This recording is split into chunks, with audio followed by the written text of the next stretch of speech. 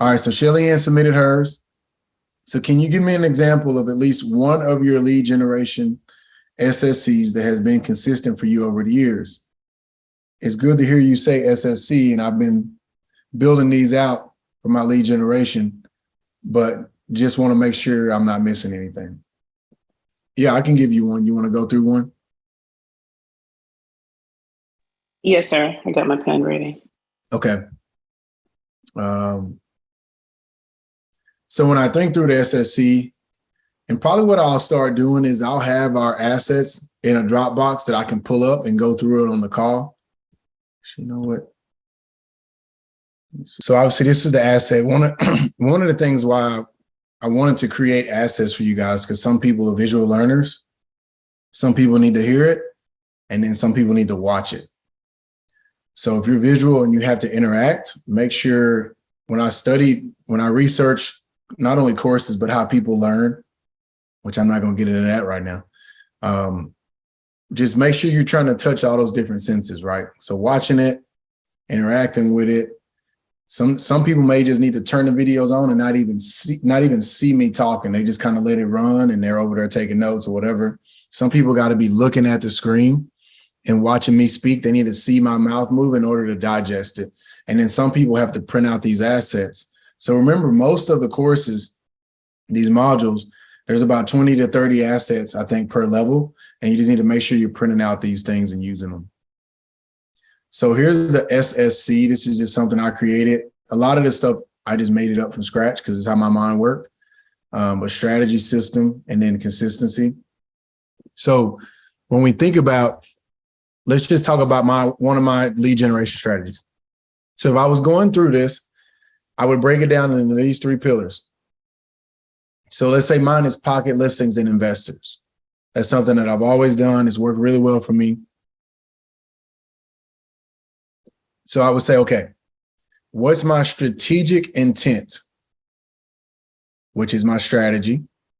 What is my end goal? So examples, is there a certain amount of GCI you want to produce from this lead gen?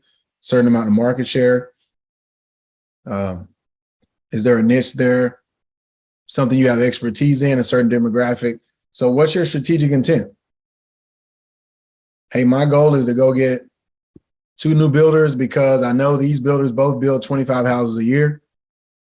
That's 50 new listings a year. That's a strategic intent. That's a strategy, right? Or my goal is to really understand REOs. So when banks start foreclosing on properties, it's going to produce me 10 listings a month. And then my goal is to not only list 10, but my goal is to buy 1 a month. So just think about what's your strategic intent. Before you start anything lead gen or anything in real estate, you can even run this through, I'm growing a team. What's the strategic intent for your team? Like my goal was my best year was 180 million as a brokerage. But my goal was to get to where I have my team doing 100 million a year and then start growing those teams. So what's the strategic intent? So what is the end goal? For me on this pocket listing is to be able to secure listings that I didn't have to do photos, put signs out, or deal with normal agents in the industry. I didn't like selling houses with them.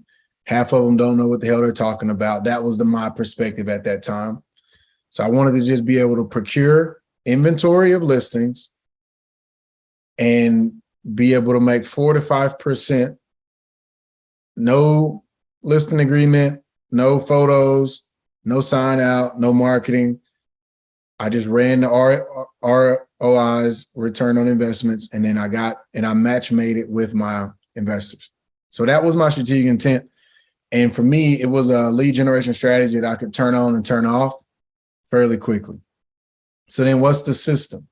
All right, so now what's my system on my pocket listing strategy? What am I going to leverage? Okay, so I said I'm going to leverage property managers, past investors. At this time, I had a rental locator.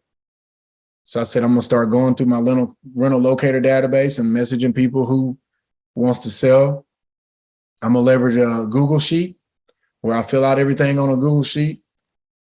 not on an Excel because I did Excel. And then if I didn't have the desktop or my laptop, I had to go run around and figure out where it was at. So now with my Google Sheet, I could pull it up on my phone, on any computer.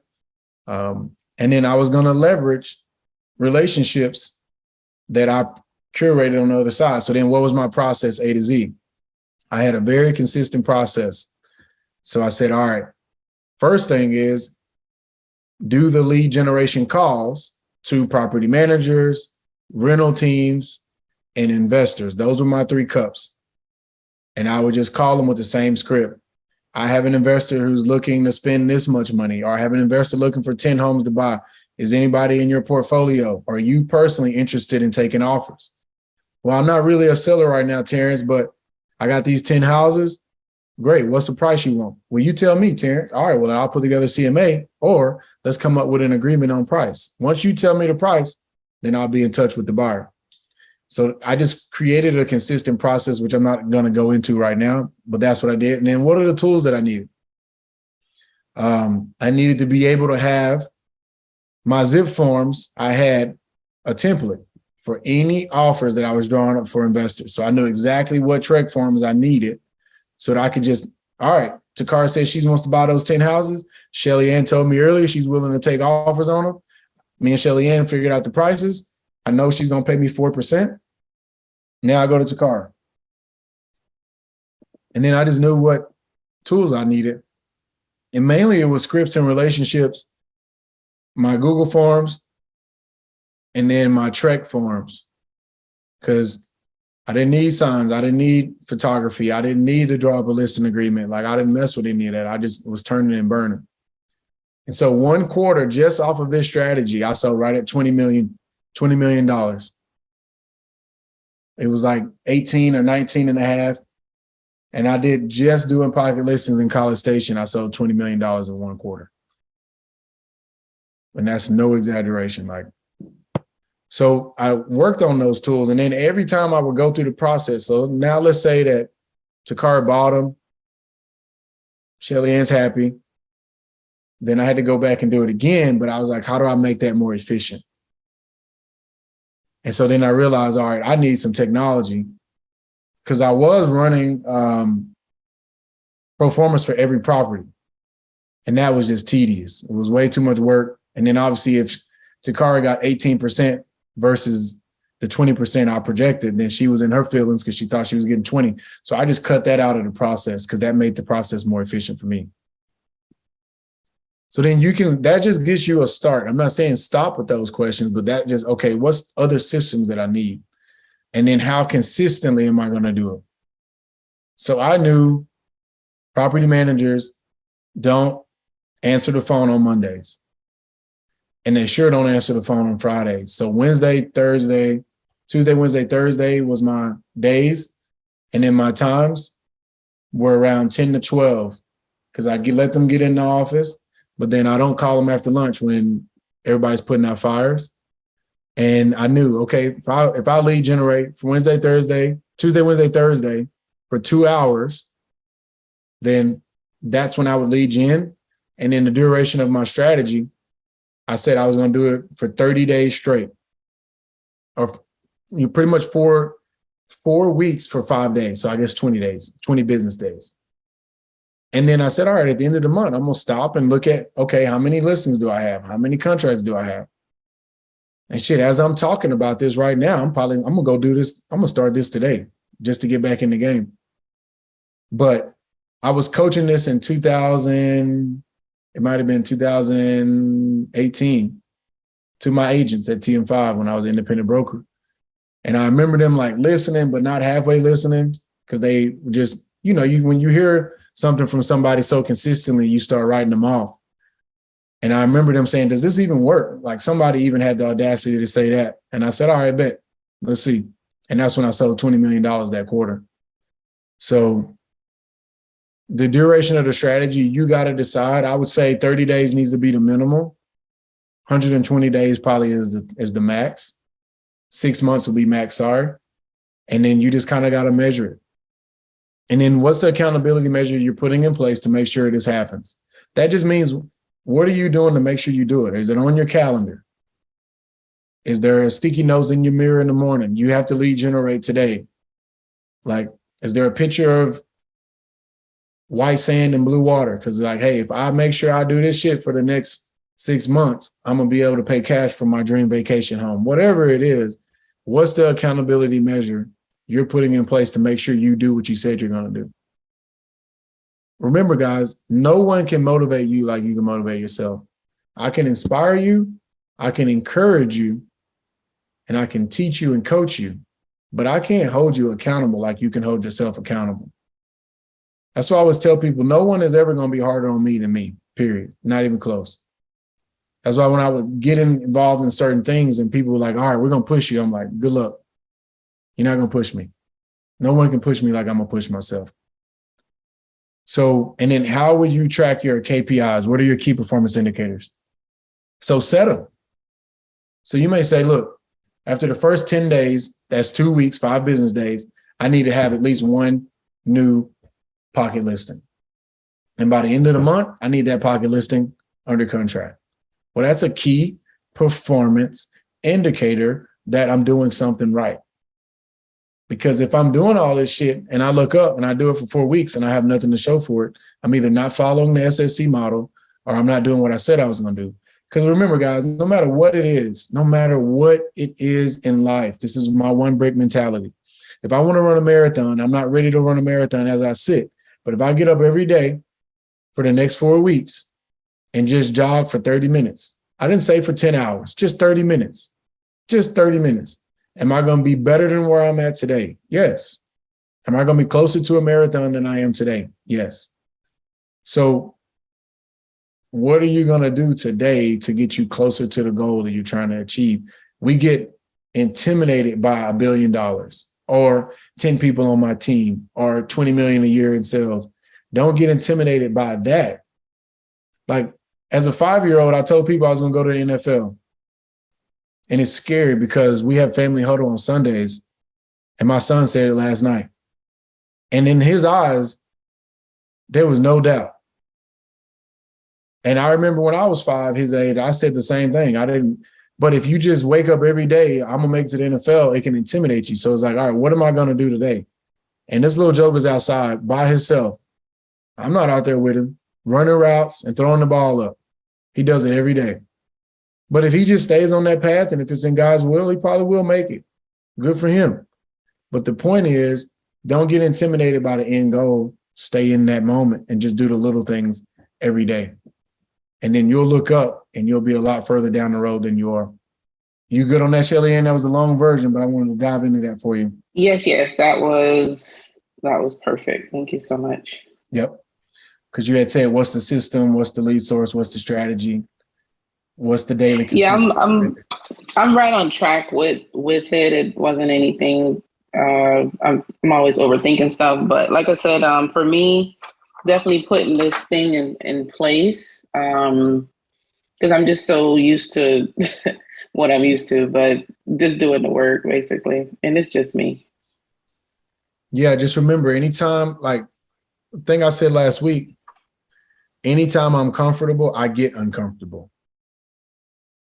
Like if I'm like waking up every day and I'm like, okay, we good. We good. I'm like, all right, something ain't right. I start looking around. I'm like, why am I not growing? Why do I not feel uncomfortable? So anytime I get comfortable, I start feeling uncomfortable. And so you're probably in that uncomfortable space, which is good. Now you just got to keep pushing through it and come out the backside of it. But remember, just take your last question you had. Is it the VA agent drip campaign? It's you doing it first, and then it's we. So I, we, and they. So just go back to that mentality.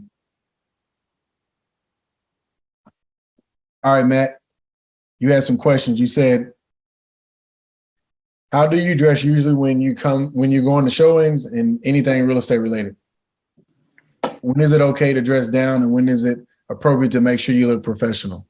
So one of the things that I've done is I'm really kind of a rebel in a sense, because if it was all about like certain perspectives, like I would never amount to them. So I just got to a point where I was like, I'm just going to create my own path, right? So my answer to your question would be whatever is real and organic to you. Whatever makes you feel comfortable in your own skin. And if it's showing up in a suit and tie at every showing, then that's what I want you to do.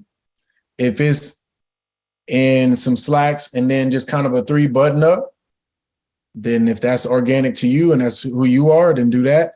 And then I know people in Hawaii and in San Diego who show up in like swim shorts and sandals with a Hawaiian shirt on and they're taking down $10 million listings. So really just make sure it's real and organic to you. Like me, I have a uniform. I wear blue jeans and boots and a 3 button up golf shirt every day, literally.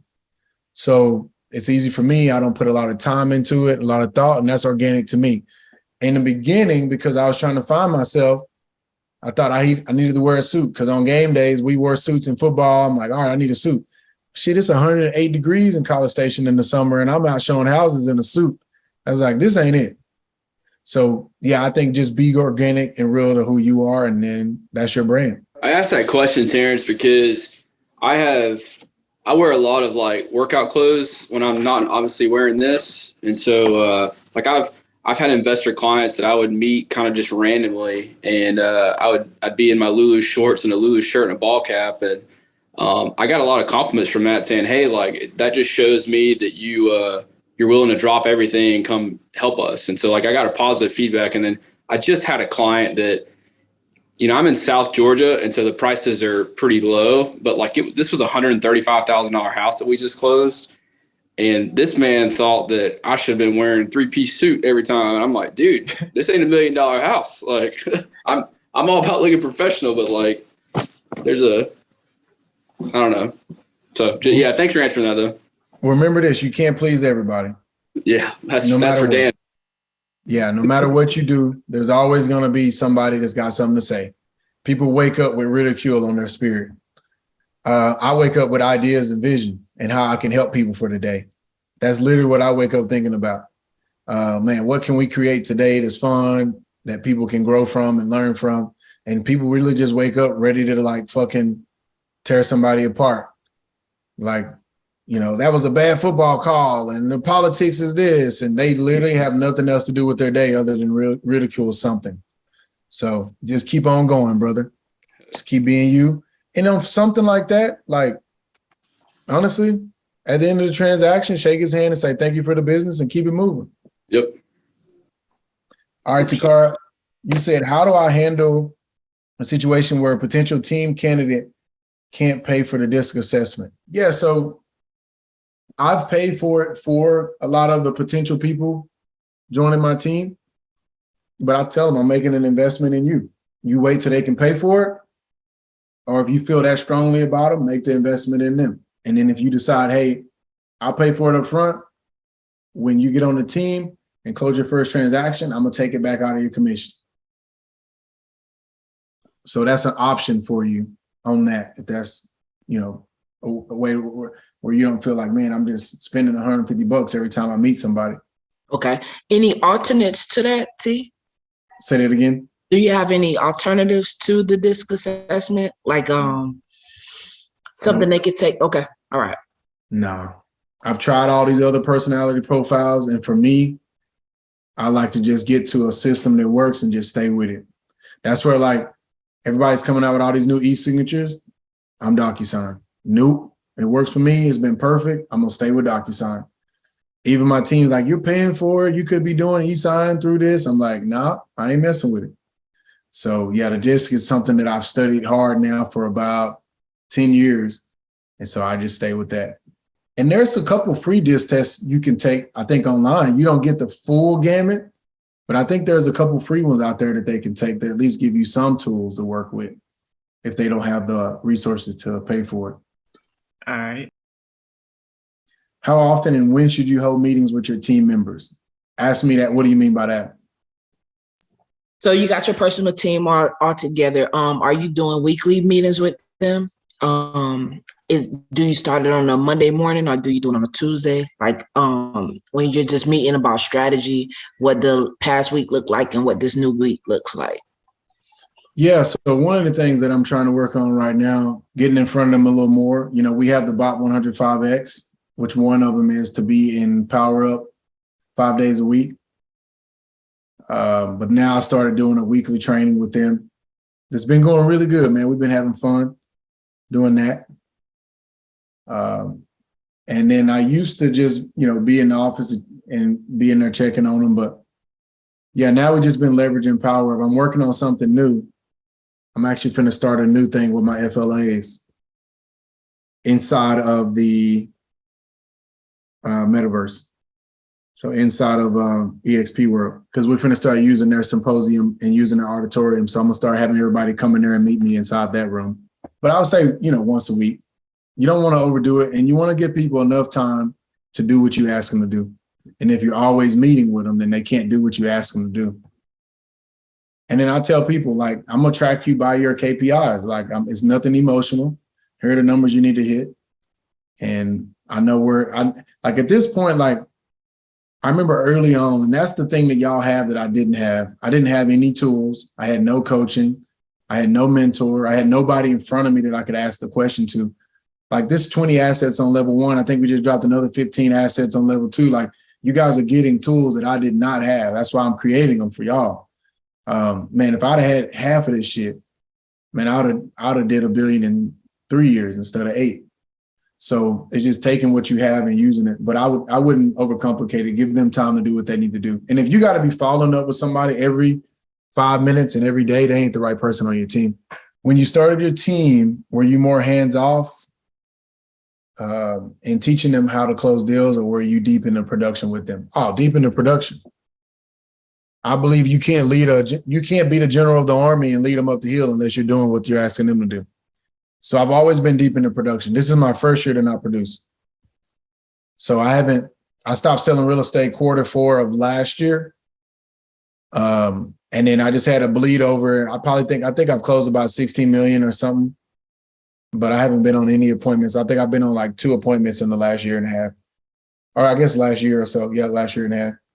But I would say, yeah, be in the production, because remember, you have to have the I piece. You can't get away from some of these fundamental truths that I teach y'all. The I piece has to happen.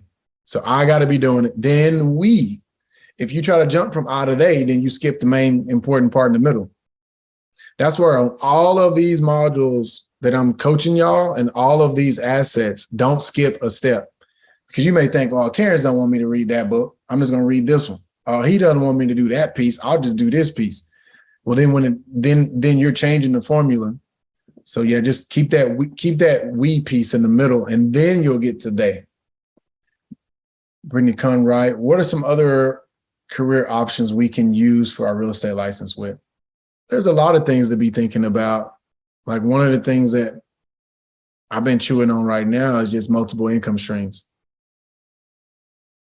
to where they don't distract me, but how do I create more income streams? Y'all know me, like, my goals, I don't say them to sound cool. I don't really care about any of that. I just say them to hear myself say them a lot.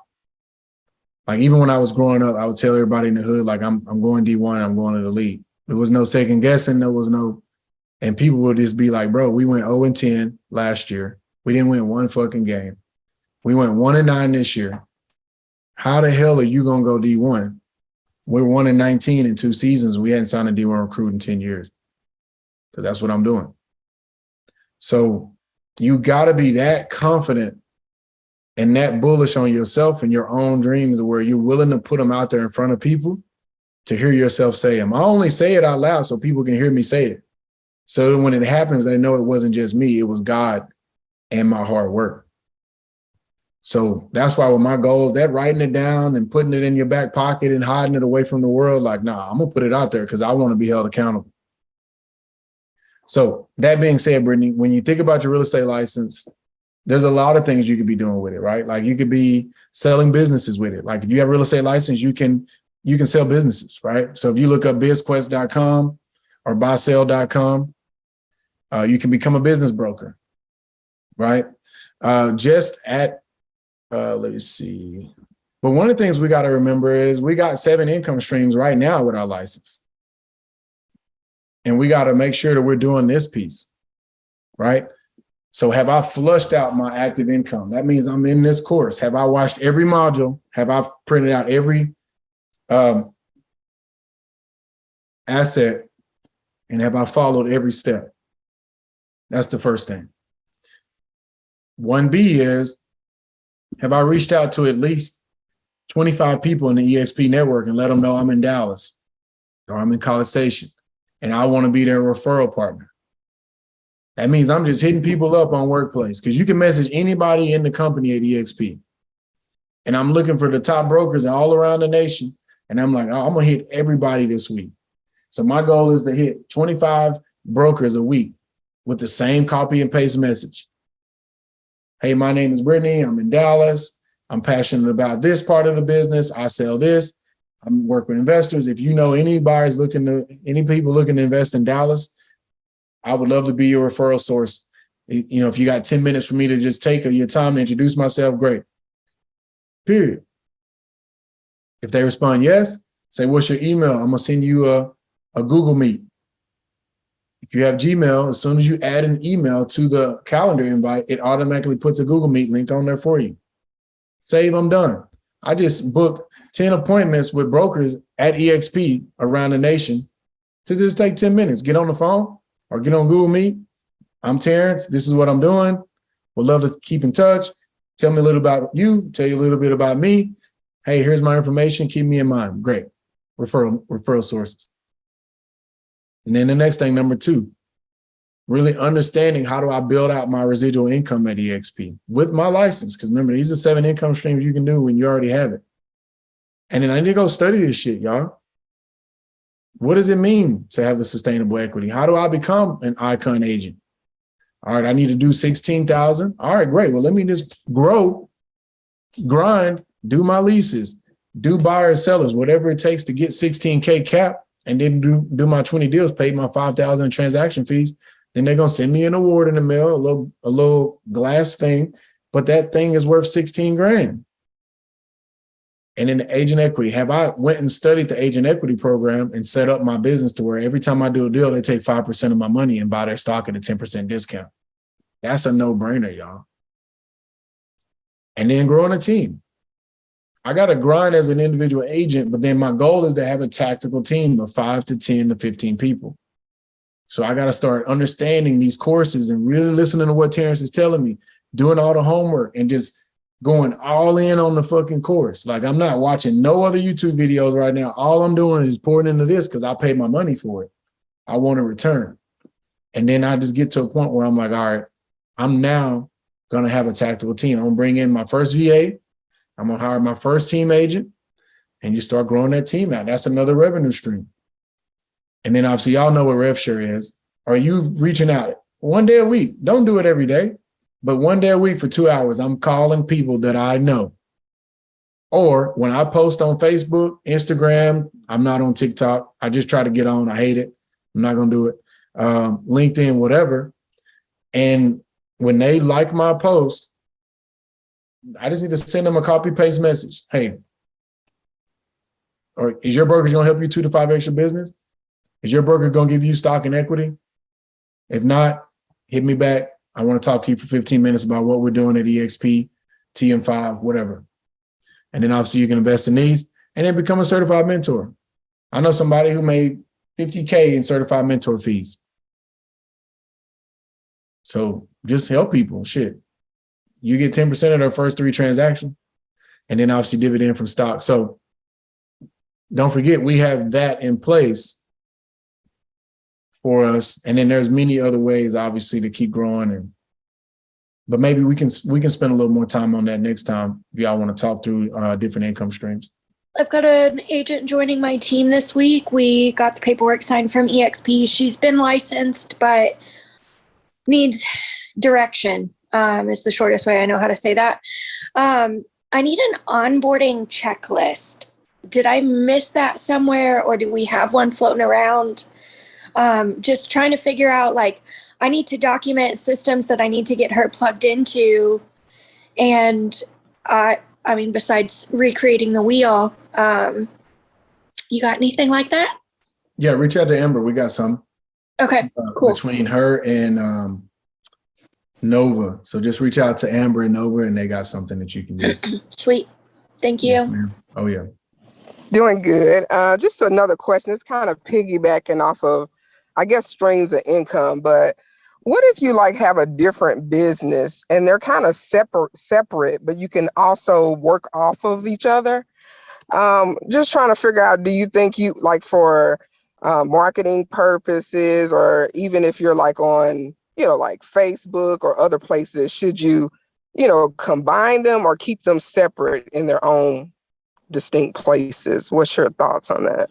So give me what are those businesses? So you do real estate, but say you do like career consulting, and obviously you could kind of combine that in a way into real estate, like mentorship, or you can kind of use that, a coach or whatever. But do you kind of combine them or you keep them separate? Like, where you can use like those people from your consulting and let them know you're in real estate, or just wondering what your thoughts on how to do that. Yeah, I think you're just figuring out what the end goal is for, the career consulting. Like, what are you trying to accomplish with that? Yeah. And then if it's to push, because if you can career consult and then attract people into the real estate industry, then I would say that would make sense. But if you're career consulting and teaching people how to be CPAs, probably want to keep them separate. Gotcha. Okay. My thought is to kind of use that to even do it with real estate. Yeah, like maybe coaching, mentoring, just, getting into the real estate business, which is, the recruitment part of it, maybe using it from that angle. But just what your thought is, even attracting people like on social media, like would you use the same clients? If not, it sounds like you just answered it. Sorry, I'm mumbling today. But yeah, so that would be, do it separately. I got it. Thank you. Yeah, I would.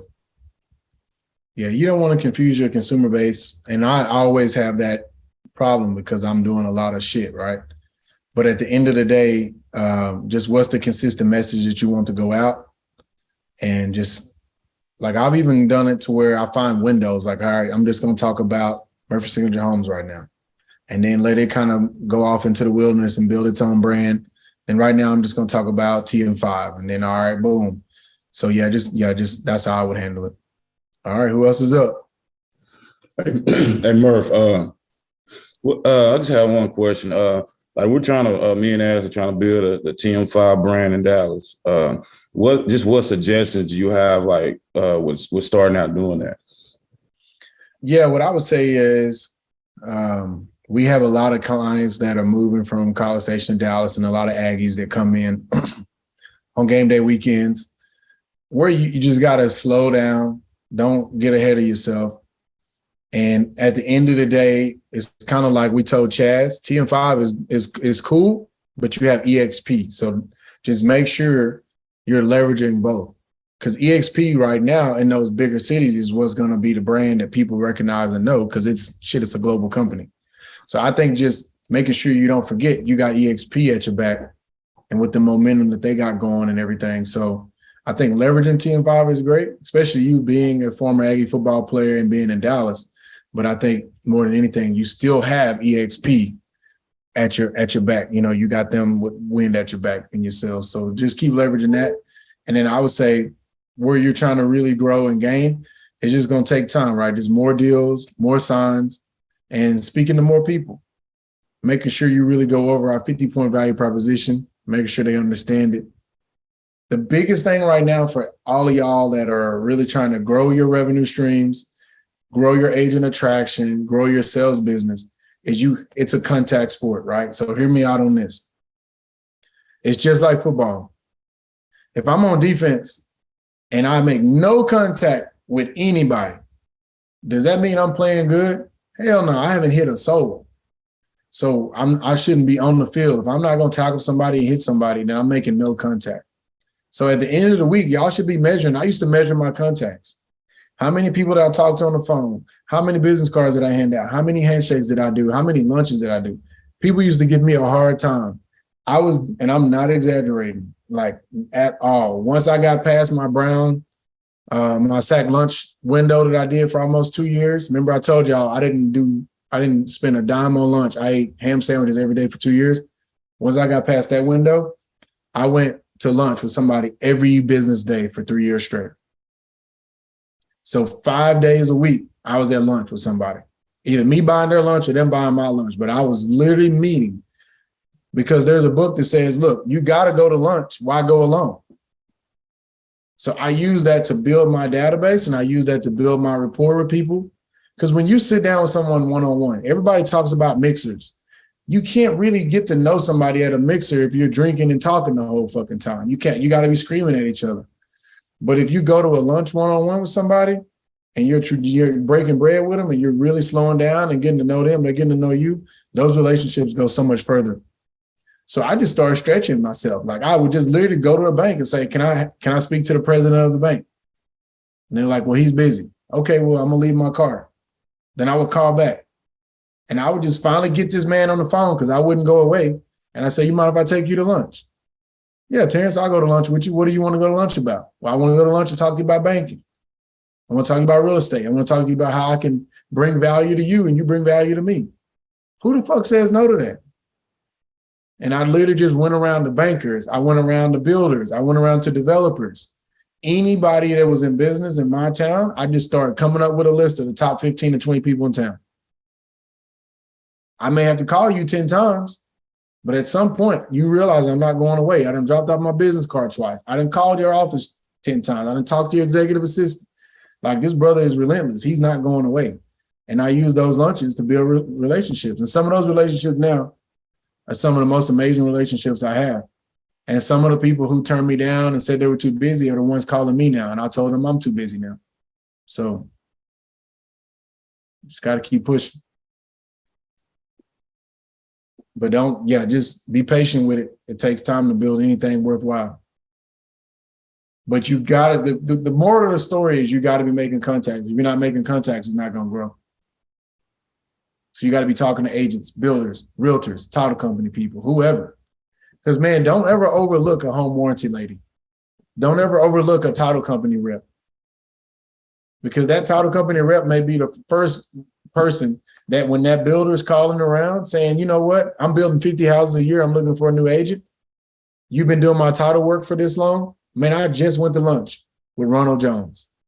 I think he's an impressive young agent. You should interview him. Man, you never know how God works. That's why I always treat everybody the same. I don't treat nobody different.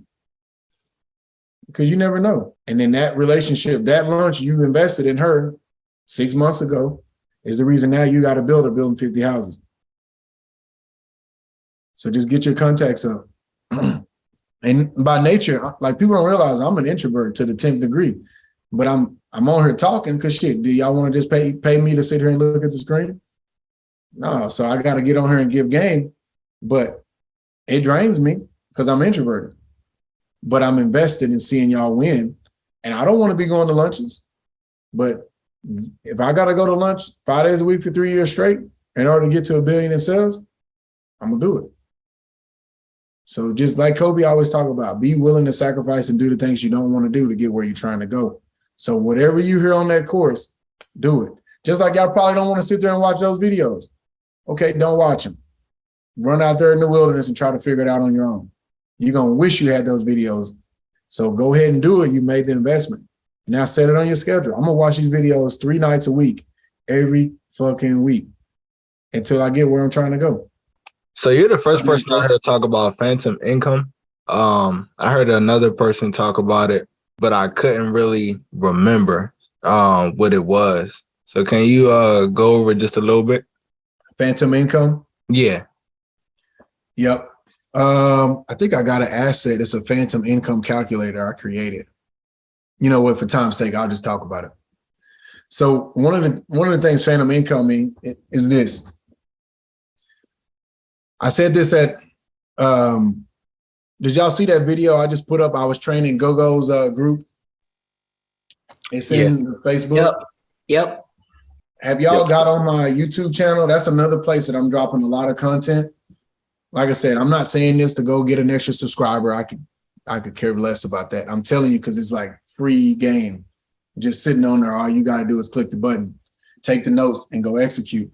But go look up on my new YouTube channel, and I'm dropping some nuggets on there. But I'll talk about that on there, DeAndre. It's like this. I'm gonna give you this example, and I've already seen people posting about it now. Now that I've said it, they're gonna say they made it up. But it's like playing the game of Monopoly. Has everybody played Monopoly? Everybody in here play Monopoly? Can I get a little participation? Yes. Thank you. So imagine if your strategy was this. I'm going to roll the dice. I'm going to go around the board, and I'm not going to buy any real estate. I'm just going to try to wait till I hit go and make my $200 every time. But I'm going to roll the dice again, go around the board, and then just wait till I hit go.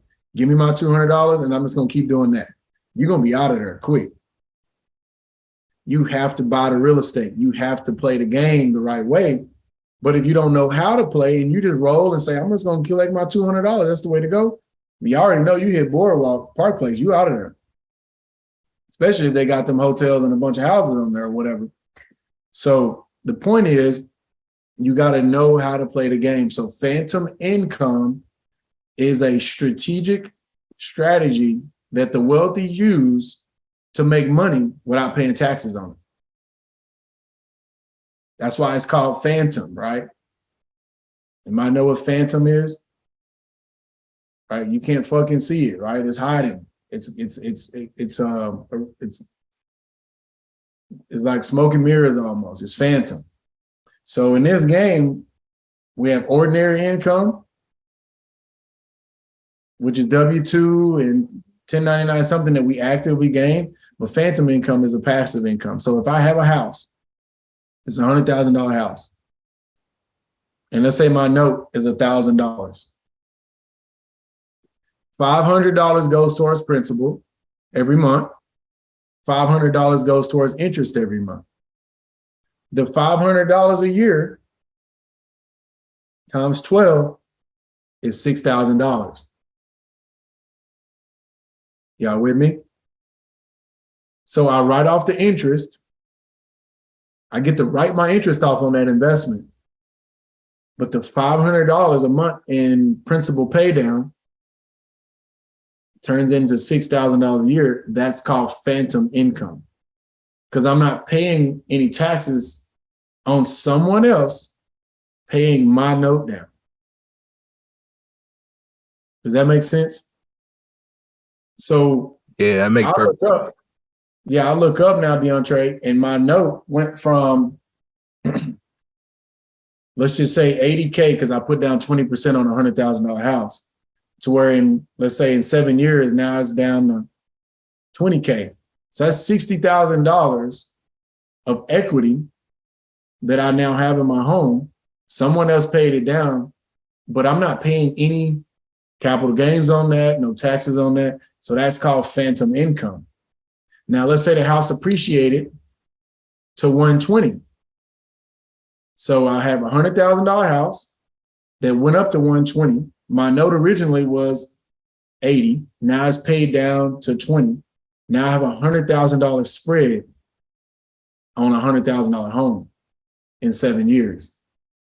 So that phantom income, along with appreciation, created equity. And that's when you see people now either just let the house get paid off, or they refinance it, pull that equity back out.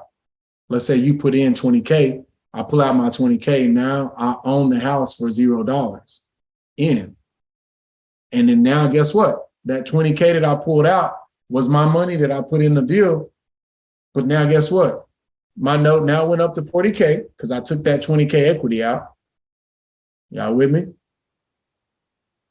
But guess what the tenant's gonna do the next month? Start paying my $40,000 back down to 20. That's phantom income.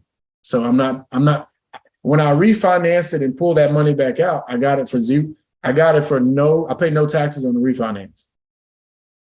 And I paid no taxes on somebody paying it down. So that means I'm really making from that original 80 down to the 20, I made $60,000. But I didn't pay any taxes on that. That's why it's called phantom income. So what I track is I take my whole portfolio and I calculate all of my debt pay down every year. I don't even include appreciation. I have a calculator that I'm creating for y'all, and I'm gonna give it to you. I'm actually finishing it, but it's a phantom income calculator. And you're gonna be able to plug in investments, and then it's gonna tell you what is your phantom income, what's your cash on cash, what's your ROI, and you'll be able to see that number. So that's what it is. You good, DeAndre? Yeah, I'm good. I appreciate that. Yeah, does that make sense though? Yeah, it makes perfect sense. So now imagine if you do that $100,000 house times 10 and you just boom, boom, boom, boom, boom. Well, you know it. It's like, bro, I'm literally bringing in cash flow of, let's just say 200 to 500 a house. But man, I'm paying down each house about 10,000 a piece. Well, shit, at 10 houses, that's 100K. So you made 100K last year, but no one knows you made the 100K. That's why I keep telling y'all, and I'm putting y'all on game. That's why when you look at Mark Zuckerberg and all these guys, that they don't talk about their credit. They don't even talk about how much money they made. They talk about their net worth. Because that phantom income at the end of the day goes on my balance sheet as a positive gain on my net worth. So that's why we got to chew on all this right here, this real estate sales shit. Get it under your belt now so that when I start talking about how to grow your balance sheet, your net worth and assets, you need to be caught up. So let's get this real estate sales stuff rolling. We know, I've told y'all this, you will never be able to sell your way into financial freedom. You can sell real estate till you're 85 and you still will never be financially free, which is why y'all aren't going to any real estate agents' retirement parties. They don't retire. They just keep fucking selling real estate. So I don't want that for y'all. I want to show y'all how to get your real estate business to where it is. Take the cash flow and the income off of that. Now let's go buy assets. Let's go buy businesses. I'm telling you, like, I'm going to shut up after this. It's fairly simple. I got the 3-prong effect. $1 billion real estate agent is where y'all are at right now. Then we have $1 billion real estate investor, which is going to be the real estate. And then $1 billion real estate entrepreneur, which is going to be the way I'm going to show you how to buy businesses. That's it. So let's get the foundational tool down first, which is selling real estate consistently, getting to where we're all making at least 6 figures and then pulling the money back away from it. Then let's go buy real estate with it. Let's go buy businesses. And now you have the income streams. So just keep grinding on this sales thing. Like, keep pushing. If you feel like you got burnout coming, get a VA, get an assistant, get a team agent, get some help. But don't abort this piece, because this is the piece that's going to fund everything else. The cash flow off your sales business is what you use to go buy the real estate and go do that. Now, there's other ways to do it. And I can show y'all that. Now, I'll show y'all on $1 billion real estate investor. Like, all right, you don't want to sell real estate. Then it's sweat equity or check equity. Then you got to go do the sweat stuff, and then you got to get people to give you the check. All right, man, y'all have a good day. See y'all soon. Thanks for y'all's time, man. Make sure y'all are interacting on the Facebook.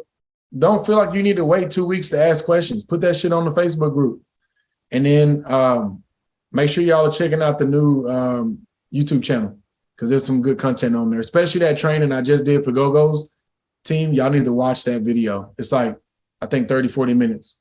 I just did a new training for Go-Go's team. I think I put it in the Facebook group, but I'll see y'all soon. Thanks, T. T. Thank you. All right, Marie.